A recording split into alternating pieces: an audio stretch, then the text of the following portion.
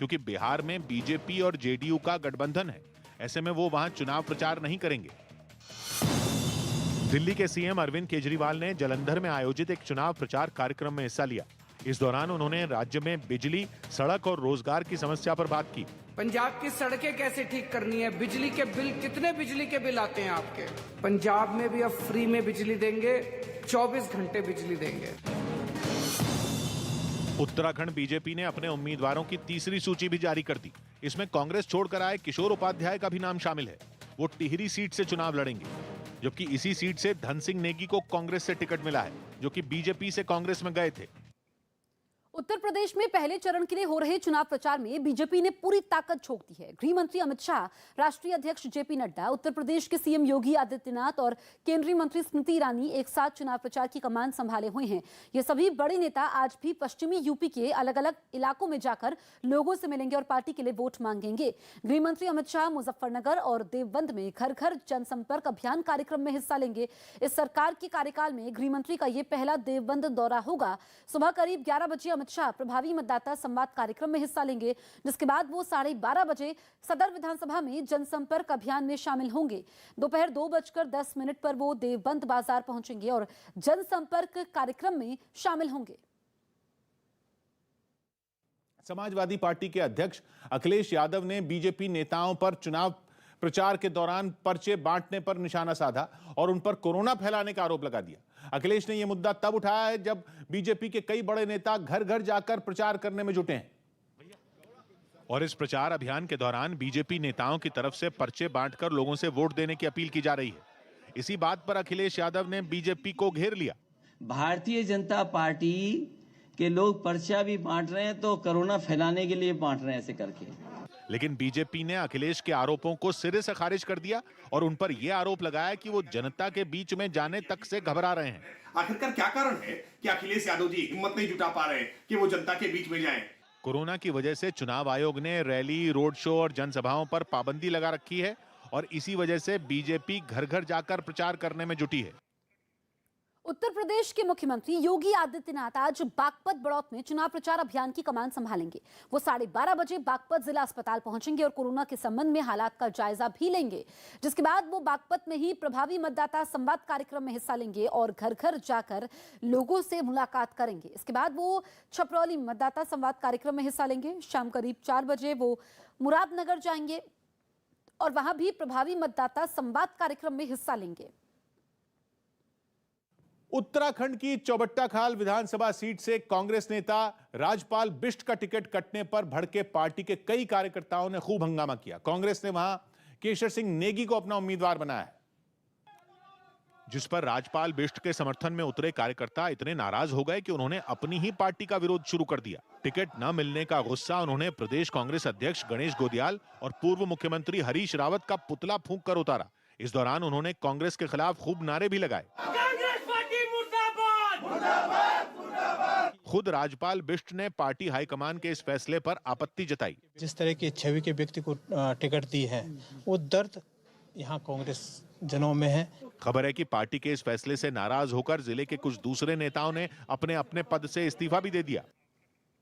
अहमदाबाद के धंधुका हत्याकांड में शक की सुई 2 मौलवियों पर टिक गई, क्योंकि जांच के बाद यह बात सामने आई कि किशन भरवाड़ की हत्या की साजिश अहमदाबाद और मुंबई के 2 मौलवियों ने मिलकर रची थी और आरोप है कि हत्याकांड को अंजाम देने के लिए अहमदाबाद में रहने वाले मौलवी ने ही बदमाशों को हथियार मुहैया करवाया था।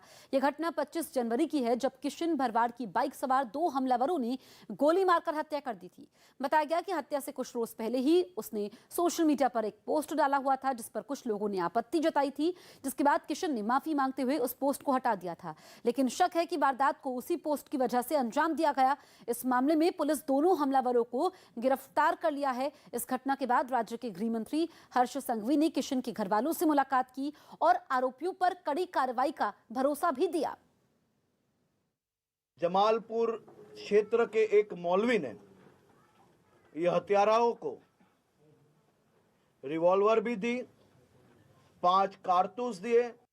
महाराष्ट्र के पिंपरी चिंचवड से दिल दहला देने वाला एक वीडियो सामने आया। वहां भाई कहकर नहीं बुलाने पर एक लड़के की कुछ लोगों ने जमकर पिटाई कर दी। बाद में इस घटना का वीडियो सोशल मीडिया पर वायरल हो गया। जिसमें कुछ लोग एक लड़के को बेरहमी से पीटते दिखाई दिए। कोई उस पर लात चलाता नजर आया तो कोई उस पर बेल्ट से ताबड़तोड़ प्रहार करता दिखा। इस दौरान वो लड़का रोते हुए उनसे माफी की गुहार लगाता रहा, लेकिन उन लोगों पर इसका कोई असर नहीं हुआ। मारपीट से पहले उस लड़के को जमीन पर पड़े बिस्किट खाने के लिए भी मजबूर किया गया। वीडियो में वो लड़का घुटनों के बल बैठकर जमीन पर गिरे बिस्किट को मुंह से उठाता दिखाई दिया, जबकि इस दौरान वहां खड़ा एक आदमी उससे गाली गलौज करता रहा। यही नहीं, बीच बीच में वो आदमी उस पर बेल्ट भी चलाता दिखा। बाद में मारपीट की वजह से बुरी तरह घायल हुए उस लड़के को अस्पताल में भर्ती कराया गया। बिहार के सुपौल में दिन दहाड़े एक छात्रा पर हुई गोलीबारी से गुस्साई भीड़ ने सड़क जैम कर हंगामा किया। बताया गया कि गुड्डी नाम की छात्रा अपनी कुछ दोस्तों के साथ कॉलेज से घर वापस आ रही थी। इसी बीच एक बदमाश ने अपने साथी के साथ मिलकर उसे गोली मार दी, जिस पर लोगों का गुस्सा भड़क उठा और उन्होंने बदमाशों की गिरफ्तारी की मांग करते हुए सड़क पर काफी बवाल मचाया। लोगों ने पहले डंडे की मदद से सड़क जैम किया, फिर वहां टायर में आग लगा दी। पीड़ित छात्रा के मुताबिक बदमाश उसे 2 साल से परेशान कर रहा था। शुक्रवार को भी बदमाश ने छात्रा से बात करने के लिए बीच रास्ते में उसे घेरा, लेकिन छात्रा ने बात करने से इनकार कर दिया। इसी बात से बौखलाए बदमाश ने उस पर गोली चला दी। चीन के वुहान के वैज्ञानिकों ने दावा किया कि एक नया वायरस आ गया है, जिसकी वजह से 3 मरीजों में एक की जान जा सकती है। अभी लोग ओमिक्रॉन के खतरे से जूझ ही रहे थे कि वुहान के वैज्ञानिकों ने दावा कर दिया कि एक और खतरनाक वायरस आ चुका है, जिसका नाम है नियोकोव। नियोकोव नाम के इस नए कोरोना वायरस ने इसलिए डरा दिया है क्योंकि वैज्ञानिकों का दावा है कि इसकी वजह से 3 में 1 मरीज की मौत हो सकती है। यह वायरस दक्षिण अफ्रीका में मिला है। इसकी संक्रमण और मृत्यु दर दोनों ही बहुत ज्यादा हैं, क्योंकि यह बहुत तेजी से फैलता है। दावा किया गया कि फिलहाल यह सिर्फ जानवरों के बीच फैल रहा है, लेकिन वैज्ञानिकों ने चेतावनी दी है कि इसे इंसानों में फैलने में ज्यादा वक्त नहीं लगेगा, क्योंकि एक रिसर्च से पता चला है नियोकोव से संक्रमित जानवर मनुष्यों को संक्रमित कर सकते हैं और इसके लिए उसे केवल एक म्यूटेशन की जरूरत पड़ेगी। मतलब इस वायरस को इंसानों में घुसने के लिए केवल एक रूप बदलना होगा। इस बीच इस वायरस पर रूस की न्यूज एजेंसी ने दावा किया कि यह नया नहीं है, यह मर्स-कोव वायरस से जुड़ा हुआ है, जिसके मरीज 2012 और 2015 में पश्चिम एशियाई देशों में मिले थे। पीएम ने एनसीसी के बेस्ट कैडेट को सम्मानित किया। प्रधानमंत्री नरेंद्र मोदी दिल्ली कैंट में एनसीसी के कार्यक्रम में शामिल हुए। इस दौरान उन्होंने वहां बेस्ट कैडेट को सम्मानित किया। इसी कार्यक्रम में प्रधानमंत्री को गार्ड ऑफ ऑनर भी दिया गया। हमारा प्रयास होना चाहिए कि एनसीसी में भी ज्यादा से ज्यादा बेटियां शामिल हो। भारत बायोटेक को नेजल वैक्सीन के बूस्टर डोज के ट्रायल की मंजूरी मिल गई। ये कोरोना वैक्सीन नाक के जरिए दी जाती है। देश में दवाओं को इस्तेमाल की मंजूरी देने वाली संस्था डीसीजीआई ने इसकी इजाजत दी। यूपी के मेरठ में मुख्यमंत्री योगी आदित्यनाथ ने घर घर जाकर प्रचार किया। वहां कंकरखेड़ा इलाके में उन्होंने बीजेपी उम्मीदवार अमित अग्रवाल के लिए वोट मांगे। इस दौरान उनका भव्य स्वागत किया गया और बीजेपी के समर्थन में खूब नारे लगाए गए। योगी आदित्यनाथ नेता नहीं, यूपी के शेर हैं और बनेंगे मुख्यमंत्री दोबारा से, कुछ दिन की देर है। कंकरखेड़ा में पार्टी के लिए प्रचार करने के बाद सीएम योगी हस्तिनापुर पहुंच गए, जहां उन्होंने 5 ब्लॉक से आए पार्टी के 500 कार्यकर्ताओं के साथ संवाद किया। गठबंधन तो कहीं भी नहीं है, दूर दूर तक नहीं है। बिल्कुल दावे तो कर रहे हैं, सब जगह योगी। इस बार का बजट पेपरलेस होगा, यानी उसमें कागज का इस्तेमाल नहीं किया जाएगा। यही नहीं, यूनियन बजट मोबाइल ऐप पर भी बजट से जुड़ी हर जानकारी हिंदी और अंग्रेजी में मिल जाएगी। कोरोना संकट के बावजूद बजट की तैयारियां जोरों पर हैं। यही वजह है कि एहतियात बरतते हुए इस साल बजट के लिए होने वाली हलवा सेरेमनी भी नहीं हुई। पंजाब के गुरदासपुर में पाकिस्तान सीमा के पास सुरक्षा बल के जवानों की ड्रग्स तस्करों के साथ मुठभेड़ हो गई, जिसके बाद वहां से करोड़ों के ड्रग्स बरामद किए गए। ये घटना तब हुई जब सुबह करीब 5:15 बजे सीमा के पास हलचल देखी गई, जिसके बाद सुरक्षा बल के जवानों ने उस इलाके में तलाशी अभियान शुरू कर दिया। तभी पाकिस्तान की तरफ से कुछ घुसपैठिए ड्रग्स और हथियारों के साथ सीमा पर लगी बाड़ को पार कर अंदर आने की कोशिश करते दिखाई दिए और जब जवानों ने उन्हें रोका तो उन्होंने फायरिंग शुरू कर दी। गोली चलता रहा, मेजर बोला गोली लग गया। तो मैं भाग के आया तो मेजर देखा लेटा हुआ है और इस तरफ से भी गोली आ रहा है। इसके बाद जवानों ने भी मोर्चा संभाला और उन्हें मुंह तोड़ जवाब देना शुरू कर दिया। काफी देर तक वहां मुठभेड़ होती रही, हालांकि बाद में ड्रग्स तस्कर फरार हो गए। दोनों मिलकर सब फायर किया तो काफी टाइम के बाद बंद हो गया सर। अच्छा, तो मुझे सर बंदा दिखाई नहीं दिया। इस घटना के बाद फौरन वहां कई बड़े अधिकारी पहुंच गए, जिन्होंने जवानों से मुठभेड़ की पूरी जानकारी ली। मुंबई में गांधी की हत्या पर बनी फिल्म को रोकने की मांग पर प्रदर्शन हुआ, जिसमें कांग्रेस के कुछ नेता शामिल हुए। ये फिल्म 30 जनवरी को महात्मा गांधी की पुण्यतिथि वाले दिन रिलीज होने वाली है, जिस पर रोक लगाने की मांग करते हुए मौलाना आजाद विचार मंच नाम के संगठन के समर्थकों ने प्रदर्शन किया। कांग्रेस का भी साफ तौर पे समर्थन है कि जो फिल्म है उसे जो है कहीं पे भी रिलीज न होने दिया जाए, न ही उसे ओटीटी प्लेटफॉर्म मिले। इस प्रदर्शन में कांग्रेस के पूर्व सांसद हुसैन दलवाई भी अपने समर्थकों के साथ शामिल हुए। हमारा कहना ऐसा है कि केंद्र सरकार और राज्य सरकार ने ये फिल्म पे बंदी लानी चाहिए। इस दौरान प्रदर्शनकारियों ने हाथों में तख्तियां और बैनर लेकर film why I killed Gandhi के खिलाफ अपनी आवाज उठाई। उत्तर प्रदेश के मुख्यमंत्री योगी आदित्यनाथ ने जिन्ना का मुद्दा उठाते हुए अखिलेश यादव पर निशाना साधा, जिसके बाद अखिलेश की तरफ से भी इस पर पलटवार किया गया और अखिलेश यादव ने बीजेपी पर उनके बयान को गलत तरीके से पेश करने का आरोप लगा दिया। ये प्रिविलेज अगर किसी पर है, किसी के स्टेटमेंट को ट्विस्ट करने का, तो भारतीय जनता पार्टी पर। भारतीय जनता पार्टी कुछ भी कर सकती है। इससे पहले योगी आदित्यनाथ ने ट्वीट कर जिन्ना और पाकिस्तान का मुद्दा उठाते हुए समाजवादी पार्टी को घेरने की कोशिश की। ओमिक्रॉन के कहर से जूझने के बाद यूरोप के देशों ने बंदिशों में ढील देनी शुरू कर दी। इंग्लैंड ने अपने यहां बंद जगहों पर मास्क पहनने की शर्त हटा ली, यानी अब वहां लोगों को स्कूल या दुकानों जैसी जगहों पर मास्क लगाने की जरूरत नहीं होगी। साथ ही वहां वैक्सीन पासपोर्ट की शर्त भी हटा ली गई। ओमिक्रॉन के पैर पसारने के बाद दिसंबर में ब्रिटेन की सरकार ने वहां प्लान बी की पाबंदियां लगाई थीं, जिसके तहत सभी बंद जगहों पर फेस मास्क पहनना जरूरी कर दिया गया था। साथ ही सार्वजनिक कार्यक्रमों, नाइट क्लब वगैरह में एंट्री पाने के लिए लोगों को यह सबूत दिखाना पड़ता था कि उन्होंने कोरोना की वैक्सीन लगवाई हुई है। लेकिन पिछले 2 हफ्तों में इंग्लैंड के सभी इलाकों में कोरोना के नए मरीजों में कमी आई, जिसके बाद पाबंदियों में ढील दे दी गई। वहीं डेनमार्क ने तो कोरोना केस बढ़ने के बावजूद अपने यहां पाबंदियां हटाने का फैसला किया और दलील यह दी कि अब वहां कई लोगों को कोरोना वैक्सीन लग चुकी है। ऐसे में 1 फरवरी से वहां नाइट क्लब खुल जाएंगे। साथ ही रेस्टोरेंट में रात 10 बजे के बाद भी शराब परोसी जा सकेगी और तो और दुकानों में ग्राहकों की सीमा भी हट जाएगी। यहां तक कि वहां मास्क पहनने और वैक्सीन पास रखने के नियम को भी वापस लेने का फैसला लिया गया। सिद्धू के खिलाफ लड़ रहे मजीठिया ने अपना पर्चा दाखिल कर दिया। अकाली दल के नेता बिक्रम सिंह मजीठिया ने अमृतसर पूर्व विधानसभा क्षेत्र से अपना नामांकन दाखिल कर दिया। इस सीट पर उनका मुकाबला कांग्रेस प्रदेश अध्यक्ष नवजोत सिंह सिद्धू से होगा। इन्हें कोई काम नहीं करना, लोकां नूं सिवाए मूर्ख बनाउण तो, धोखा देण तो कुछ नहीं करना। लोग जवाब मांगते हैं।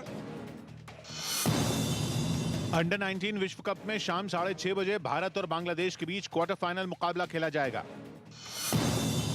भय्यू जी महाराज खुदकुशी मामले में इंदौर की अदालत ने 3 आरोपियों को 6 साल की सजा सुना दी। इनमें उनका सेवादार और ड्राइवर भी शामिल है। कोर्ट ने इन सभी को आत्महत्या के लिए उकसाने का दोषी माना। भय्यू महाराज ने जून 2018 में आत्महत्या कर ली थी। सरकार ने बजट सत्र शुरू होने से ठीक पहले डॉक्टर वी अनंत नागेश्वरन को मुख्य आर्थिक सलाहकार नियुक्त कर दिया।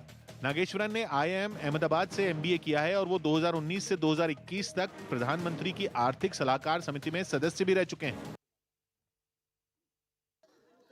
और ऐसा होते ही वहां लोगों का हुजूम जुट गया। उन लोगों ने जैसे ही प्लेन को गिरते देखा, वो सब खेत की तरफ दौड़े और हादसे के फौरन बाद उसमें मौजूद लोगों को निकालने की कोशिश में जुट गए। बताया गया कि उस वक्त प्लेन में पायलट और को पायलट यानी कुल 2 लोग सवार थे, जिन्हें गांव वालों ने बचा लिया। 2 लोग थे। अच्छा, किसी को कुछ मतलब कुछ नहीं हुआ? चोट वगैरह लगा कुछ? ना चोट वगैरह। इसके बाद वो सारे प्लेन को धकेल कर खेत से बाहर की तरफ ले गए, जहां से उसे ट्रेनिंग सेंटर के लिए रवाना कर दिया गया। गुजरात के अहमदाबाद से एक चौंकाने वाला वीडियो सामने आया। वहां अवैध शराब के कारोबार से जुड़े लोगों ने उन्हें गिरफ्तार करने पहुंचे पुलिस वालों से जमकर मारपीट की। उन्हें पकड़ने के लिए पुलिस वाले जानबूझकर बगैर वर्दी के पहुंचे थे। लेकिन जैसे ही उन बदमाशों को इसकी भनक लगी, वो लोग पुलिस वालों पर टूट पड़े। एक आदमी तो उन्हें जान से मारने के इरादे से हथौड़ा चलाता नजर आया, जिसके बाद उन लोगों ने वहां से भागना सही समझा। लेकिन बदमाशों ने फिर भी उनका पीछा नहीं छोड़ा। वो लोग हाथों में डंडे लेकर पुलिस वालों को दौड़ाते चले गए। एक पुलिस वाला बचने के लिए अपने साथी के स्कूटर पर बैठ गया तो उसे उन लोगों ने पहले रोका और फिर दोनों लोगों को जमकर पीटा। इसी तरह वो लोग काफी दूर तक पुलिस वालों को खदेड़ते दिखे, जिसका वीडियो भी उन्हीं के साथ मौजूद किसी बदमाश ने बनाया। उत्तर प्रदेश के सहारनपुर नगर सीट से समाजवादी पार्टी उम्मीदवार संजय गर्ग के प्रस्तावक इद्रिस मलिक पर पाकिस्तान की खुफिया एजेंसी आईएसआई का एजेंट होने का गंभीर आरोप लगा है। बताया गया कि संजय गर्ग के प्रस्तावक इद्रिस मलिक पर यूपी के कैराना में कई आपराधिक मुकदमे दर्ज हैं, जिनमें उन्हें आईएसआई का एजेंट बताया गया है। यही नहीं, इद्रिस मलिक पर जयपुर में भी कई केस दर्ज हैं। कुछ दिनों पहले संजय गर्ग ने सहारनपुर की नगर विधानसभा सीट से नामांकन दाखिल किया था और उस वक्त इद्रिस मलिक भी उनके साथ ही मौजूद थे। हालांकि अपने प्रस्तावक पर लग रहे आरोपों पर अब तक संजय गर्ग का कोई बयान सामने नहीं आया, लेकिन कांग्रेस से समाजवादी पार्टी में शामिल हुए इमरान मसूद ने इद्रिस मलिक का बचाव किया। क्या कोर्ट ने उनका अधिकार छीन लिया कि वो किसी के प्रस्तावक नहीं बन सकते? उस पर कोई मुकदमा, मेरी जानकारी के अंदर कोई मुकदमा उसके पास पेंडिंग नहीं है। मध्य प्रदेश के भोपाल में अभिनेत्री श्वेता तिवारी पर आपत्तिजनक टिप्पणी करने के मामले में केस दर्ज कर लिया गया।